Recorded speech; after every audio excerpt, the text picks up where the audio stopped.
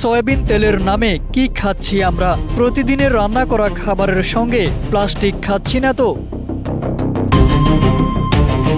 টুথপেস্টের পর এবার দেশের বাজারে বিক্রি হওয়া সয়াবিন তেলেও মিলেছে উদ্বেগজনক মাত্রার মাইক্রোপ্লাস্টিক।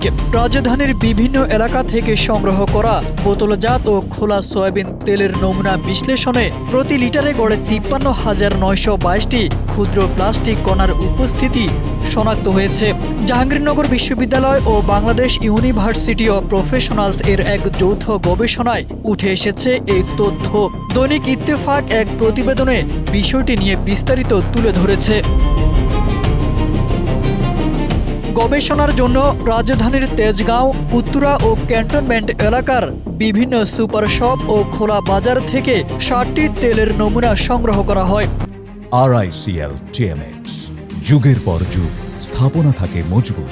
বিশ্লেষণে দেখা যায় বোতলজাত তেলের তুলনায় খোলা সয়াবিন তেলে দূষণের মাত্রা অন্তত 1.24 গুণ বেশি। খোলা তেলে প্রতি লিটারে গড়ে 59,778টি মাইক্রোপ্লাস্টিক পাওয়া গেছে।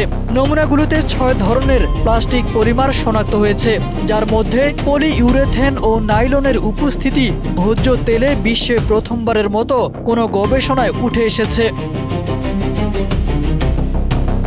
গবেষণায় আরও দেখা যায় একজন প্রাপ্তবয়স্ক মানুষ প্রতিদিন গড়ে 17.65টি এবং বছরে প্রায় 6,441টি মাইক্রোপ্লাস্টিক গ্রহণ করছেন। শিশুদের ক্ষেত্রে এই ঝুঁকি আরও বেশি। তারা বছরে প্রায় 28,180টি প্লাস্টিক কণা গ্রহণ করতে পারে।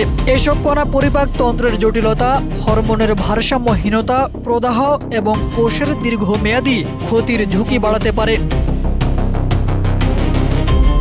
এর আগে পরিবেশ ও সামাজিক উন্নয়ন সংস্থার এক গবেষণায় দেশের বাজারে বিক্রি হওয়া বিভিন্ন ব্র্যান্ডের টুথপেস্টেও মাইক্রোপ্লাস্টিকের উপস্থিতি ধরা পড়ে।